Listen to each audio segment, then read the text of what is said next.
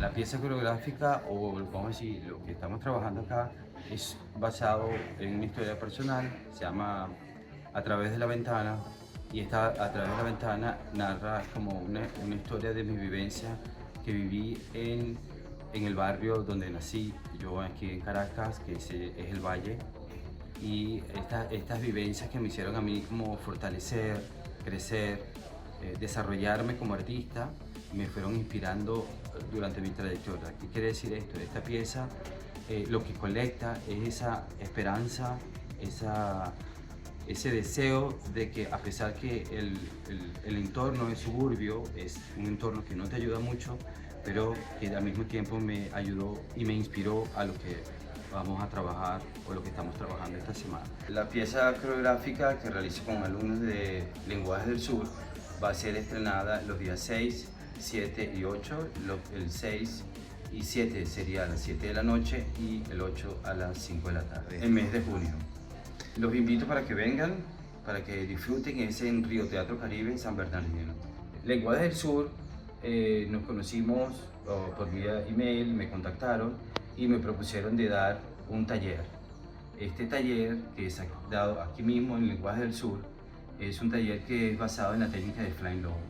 El Flying Low es una técnica traducida en español, se llama volando bajo.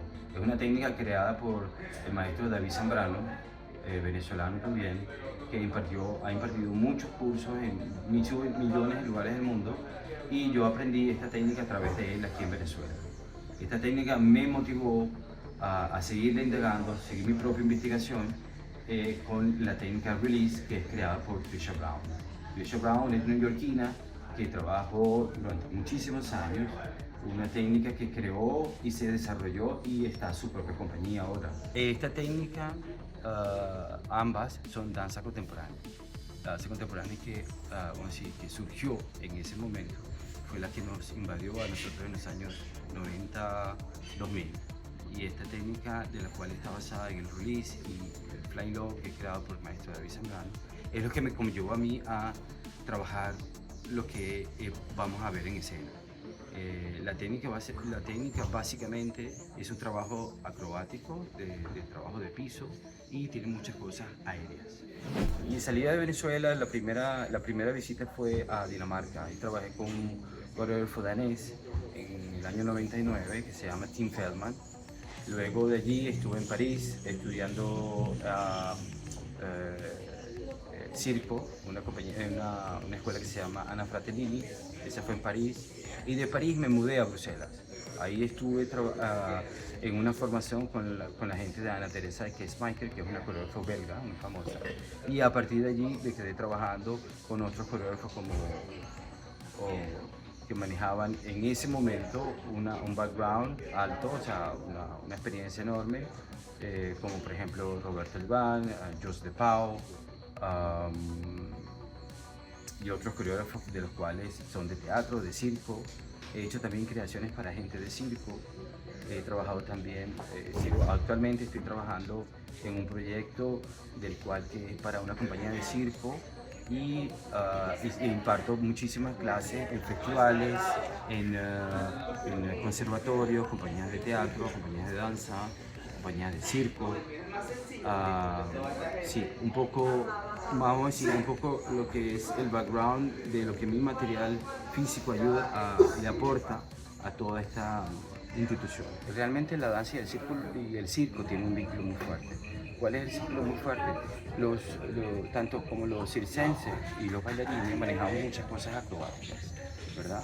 Y en el circo se manejan muchas cosas acrobáticas. Actualmente el circo contemporáneo maneja ambas cosas. Ellos bailan, cantan, tienen texto y también manejan todo lo que es los implementos del circo.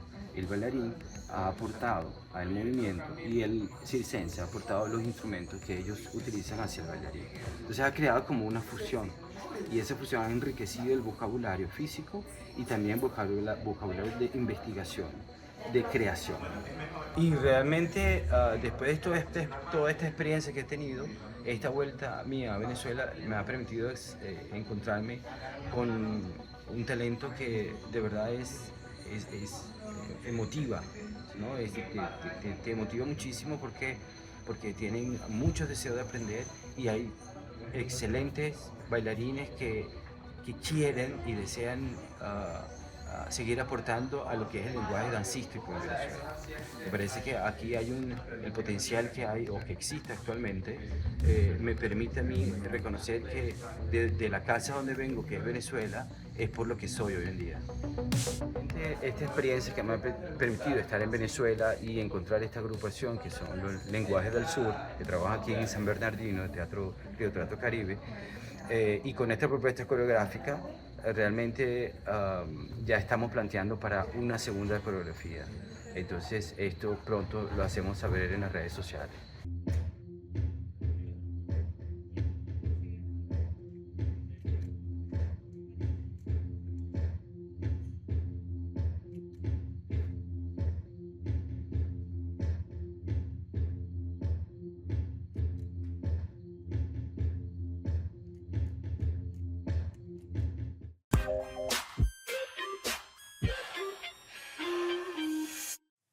A lo largo de la historia, la danza ha formado parte de la vida social y cultural en todo el mundo y es un espejo del espíritu de cada época.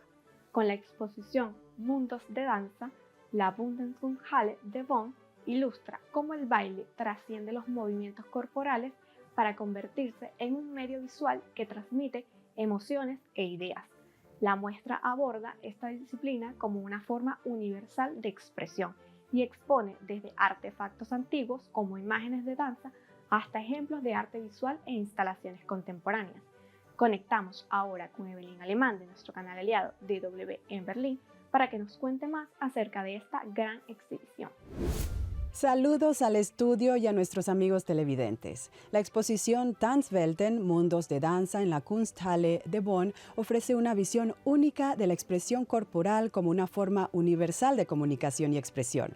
Ya sea con trajes de seda verde en Bali, con vestidos de encaje en el ballet clásico europeo o detrás de máscaras en Costa de Marfil. La gente baila en todo el mundo. Con más de 300 piezas, la exposición revela cómo la danza ha sido fundamental a lo largo de la historia en rituales, ceremonias, festivales y entretenimiento, desempeñando también un papel clave en la transmisión de historias antes de que fueran registradas por escrito. Uno de los capítulos más destacados, Bailando Juntos, explora la danza como experiencia colectiva, resaltando sus funciones socioculturales. Aborda su rol en el entretenimiento, sus aspectos espirituales y sociales como el baile en rituales, la formación de identidad y como expresión política y de resistencia. El capítulo Conexión con otras formas artísticas muestra representaciones de la danza en culturas antiguas y su relación con el arte moderno y contemporáneo, demostrando cómo la expresión corporal se ha integrado a lo largo del tiempo con otras formas de expresión artística. Finalmente, la exposición se convierte en una plataforma de danza en vivo un espacio interactivo donde los visitantes pueden observar ensayos de bailarines profesionales, disfrutar de actuaciones en vivo y participar en talleres como los de tango y salsa. Ha sido un placer acompañarlos. Me despido con un cordial saludo desde Berlín. Evelyn Alemán de DW.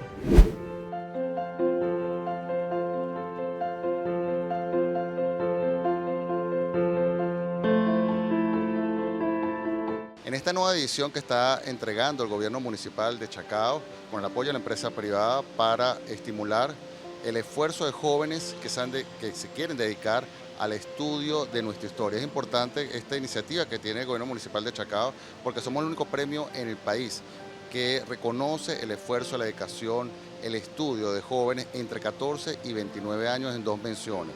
En esta nueva edición, más de 45 jóvenes manifestaron su interés en querer participar, 22 llegaron a la final y se estarán entregando 3 reconocimientos, mención joven, mención adulto y una mención especial. En esta nueva edición del Premio Municipal de Historia, el jurado decidió que el tema que tienen que investigar los jóvenes eran educadores, formadores de generaciones. Y dimos la oportunidad para que los jóvenes tuviesen varias iniciativas. Aquí jóvenes estudiaron no solamente a grandes personajes como Ulla Pietri, Diego Carbonell, ex rector de la Universidad Central de Venezuela, José Gregorio Hernández, Nina Novak, Pedro Arnal. Es decir, varios jóvenes presentaron propuestas muy interesantes en diferentes temáticas, diferentes personalidades, personajes que algunos muy conocidos, otros no, pero lo fundamental es que fueron grandes educadores, gente que dio su esfuerzo en la formación de las nuevas generaciones en Venezuela. Hacemos una invitación para que los jóvenes que les guste la historia y que se incentiven en escribir puedan participar en las nuevas ediciones del Premio Municipal de Historia Augusto Mijares. Tienen que estar pendientes de nuestras redes sociales, ya la edición del próximo año, para que puedan participar en esta maravillosa experiencia que los va a nutrir, los va a formar, y nosotros, no solamente la empresa privada, quiero agradecerle a Vale TV, que ha sido pieza fundamental y forma parte del jurado calificador y parte de la organización de este premio, su apoyo a la banca privada que nos está apoyando, a la Academia Nacional de la Historia, que ha reconocido y dale aval a este premio, y por supuesto a la Universidad Central de Venezuela a través de la Escuela de Historia. Trabajé al maestro José Antonio Abreu Alcelmi. La decisión por la cual tomé al maestro José Antonio es porque realmente su legado me parece mágico y muy significativo para la historia de Venezuela, tomando en cuenta que José Antonio desde muy joven siempre se tomó en cuenta la idea de que la música es la mejor manera de estudio para un niño. Su tenacidad y siendo tan voraz en el sentido de que siempre quiso resaltar entre los demás, siendo desde muy pequeño un pequeño pianista, siendo de otro estado porque él era de Valera, vino a Caracas a demostrar que cualquier persona puede ser músico, y gracias a él tenemos el gran legado que hoy es conocido como el Sistema de Orquestas de Venezuela. Y tomando en cuenta una de sus frases más significativas: en mi vocabulario no existe la palabra no. Eso dio pie a todo lo que él creó, porque aparte de ser músico, él también fue una persona excepcional, siempre ayudando a quien podía y siendo un maestro completamente irregular hacia los demás, porque él no fue el maestro que te instruía algo obligatorio, él siempre fue el maestro que te dijo, tú aprendes esto y se lo enseñas a los demás. Siempre tengan en cuenta que nadie nunca te va a poder decir que no, el único que se puede poner límites eres tú mismo, porque como dice el maestro, el niño no va al núcleo, el núcleo va al niño. Siempre y cuando tú tengas las ganas de ser músico y tener una disciplina constante, porque siendo músico siempre vas a caer, nunca van a salir las cosas a la primera. Siendo músico a mí me da muchísimo miedo todo a primera vista. Entonces realmente siempre y cuando tú le pongas un enfoque y una disciplina a todo lo que tú hagas, vas a ser un músico y una persona excepcional en la vida. Yo desarrollé mi trabajo sobre el maestro José Antonio Abreu, más enfocado en lo que es el sistema y su enfoque a nivel de tipo educativo. El maestro José Antonio Abreu, la visión que él tenía es que él quería lanzar su proyecto a los barrios de Caracas para asimismo culturizar por medio de la música y digamos que quitar un arma y poner un instrumento. El arte, como todo medio de aprendizaje, da cultura a la persona que lo transmite.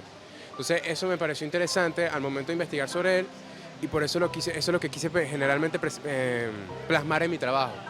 Al principio yo quería estudiar también a Ulla Pietri, pero después con una charla con un tío que también es historiador, me opté más por el maestro José Antonio Abreu. Su visión me convencía muchísimo más, aunque también el maestro Urlar Pietri tiene también esa visión de educar a Venezuela por medio, pero no por medio de la música, sino también por medio de un programa. Ambos tenían esa visión. Me gustó más la de Abreu porque siempre yo he tenido esa orientación más hacia las artes, pero en un principio yo quería ser el maestro Urlar Pietri. Yo estaba muy bloqueado porque no conocía mucho al maestro Abreu y había investigado más sobre Urlar Pietri. Después me puse a indagar sobre internet, libros, documentos y tal, y dije, hey, este chamo me interesa. Entonces, me puse a investigar más. Por ejemplo, él se graduó en la Católica como economista, summa cum laude, pero su enfoque lo dio más a las artes, o sea, como maestro de orquesta. Entonces eso es algo interesante. Yo lo que digo es, si tú tienes una pasión y estás estudiando algo que tú no veas que va con lo que tú, igualarlo. Porque eso, por ejemplo, me pasa a mí. A mí me gusta mucho la historia, pero, por ejemplo, mi pasión es el cine. Pero estoy intentando como que alinear ambas cosas y así es mucho, o sea, eso es lo que me gustó de Abreu, que alineó las dos cosas, porque con el manejo gerencial lo llevó también a la música y después al sistema. Inscríbanse.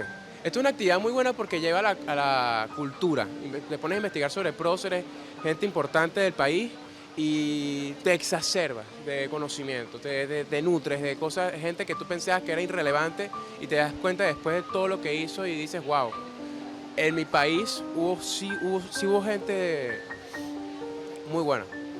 Nina Novak fue una bailarina y una maestra muy importante en Venezuela, pero yo no sabía mucho de su historia en sí, ni de cómo había llegado, ni de qué había hecho antes de llegar a Venezuela, ni cuáles fueron sus aportes. Entonces decidí hacerlo sobre ella. Fue difícil encontrar información de ella porque la mayoría de la información estaba en inglés. Hay un libro sobre ella, pero está en polaco, ni siquiera tiene traducción en inglés. Entonces fue encontrar las entrevistas, los artículos y todo lo que ella había dicho, pero no había mucha información y tuve que basarme más que todo en entrevistas que había dado a una cadena de televisión polaca. Yo practico ballet y mi maestra, bueno, las dos maestras que tengo fueron alumnas de Nina Novak. Y la maestra siempre habla de la técnica de la maestra Nina Novak y de todos los elementos que ella trajo, de toda la disciplina que ella imponía en su clase para lograr formar bailarinas profesionales. Ella cuando estaba adolescente tuvo que lidiar con todo lo que trajo la Segunda Guerra Mundial. Tuvo que irse de su país, tuvo que emigrar y estuvo en Estados Unidos y después se casó 3 veces. Ella se fue a Estados Unidos y no sabía inglés. Entonces, si ella pudo hacerlo, pudo lograr sus sueños sin saber inglés. Eso quiere decir que todos nosotros podemos lograr nuestros sueños, incluso si no nos sentimos listos, porque en realidad nunca vamos a estar listos si no nos preparamos, si no nos lanzamos de una a buscar lo que queremos.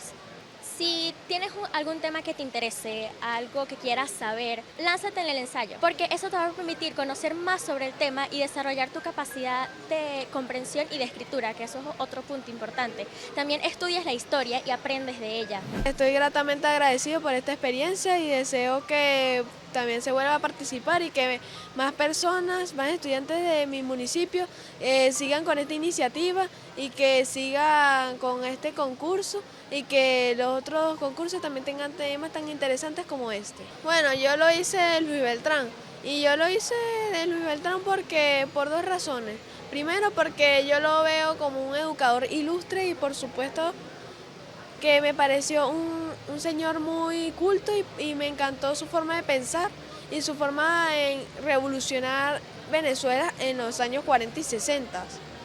Y la otra razón es que yo practico básquet en las instituciones públicas de Luis Beltrán, Prieto Figueroa, que se ubica en la Rómulo Gallegos, y entonces en mi experiencia deportiva me inspiré para hacer dicho personaje. Bueno, al principio pues tenía pensado tenerlo sobre Urlar Pietri, pero al estar en básquet allí y al unirme al básquet con mis compañeros, pues me inspiré mucho y ahí hice el escrito, el ensayo sobre él, gracias a la inspiración que me dio. No se cohíban, no tengan miedo a participar en esta bella experiencia. Recuerden que lo que les deja es la experiencia, no importa si uno gana, aunque suene muy contradictorio, porque uno quiere ganar, pero también debe contar con la participación y que uno lo haya intentado. Y debo decir que estoy totalmente orgulloso de mi compañero y totalmente de la iniciativa e hizo que yo aprendiera más de Luis Beltrán y de la historia de Venezuela. Hice un ensayo de Ciso Martínez y me dieron mención especial. Bueno, al inicio quería hacer de Rafael Vegas, el fundador de mi colegio. También había otros como Luis Beltrán Pietro Figueroa y muchos más. Pero decidí hacerlo de Ciso Martínez porque me impresionó su vida, el tiempo que pasó en el exilio dedicado a la educación de Venezuela. Además de que bueno, fue un poco difícil para mí porque lo hice todo en Semana Santa. Estuve como 5 días haciéndolo y bueno, sí me pareció un poco complicado, pero al final lo hice y quedé con una mención especial. Lo que más me impresionó es que siempre estuvo dedicado a la educación venezolana. Como ya comenté, en el exilio trabajó duramente en hacer trabajos educativos para la educación venezolana y desde muy joven empezó a estudiar, quería llegar a hacer algo grande para el país. Estudió simultáneamente para ser profesor de Ciencias Sociales y estudió también en la Central la carrera de Ciencias Políticas y Sociales y bueno, eso, pues obtuvo los 2 títulos simultáneamente y luchó para mejorar el país en la educación y fue ministro y todo eso. Bueno, yo animo a la gente que le gusta la historia, que quiera desarrollar sus habilidades intelectuales para escribir un ensayo y para estudiar más la historia de nuestro país. Y bueno, yo gané mención especial y también lo pueden hacer ustedes. El trabajo que presenté para el premio Augusto Mijares trató sobre la presencia de obra del doctor Diego Carbonell en la educación venezolana, mucho más específicamente sobre su labor en la renovación de la Universidad de los Andes y el legado que dejó para aquella institución y para muchos de sus estudiantes. La labor del doctor Carbonell en la Universidad de los Andes resulta bastante notable porque recibiendo una universidad en condiciones precarias, donde la mayoría de los estudios científicos habían mermado a niveles mínimos, habiéndose disuelto la Facultad de Farmacología y careciendo de una escuela de matemáticas y de ciencias puras, él viene y revierte esa situación como científico analiza los problemas que observa que tiene la universidad y trata de renovarla para que ésta pueda entrar de lleno en el siglo XX. Es así como el doctor Carbonell no solo funda la Escuela de Farmacología y la de Matemáticas, entre otras varias escuelas, sino que también renueva las estructuras de la universidad y trabaja para hacer una universidad al servicio de la ciudad, al servicio de Mérida. La historia de Venezuela a pesar de ser un país tan joven, es bastante amplia, tiene diversos matices. Cada día puedes encontrar un personaje nuevo, un personaje que tal vez no hayas escuchado nunca, pero que verdaderamente jugó un papel muy importante en el desarrollo de la nación. Por eso les aconsejo que sigan indagando, que sigan interesándose por la historia y que vuelvan a las raíces, porque la historia es fundamentalmente para eso, para entender el pasado y entendiendo el pasado construir un mejor futuro.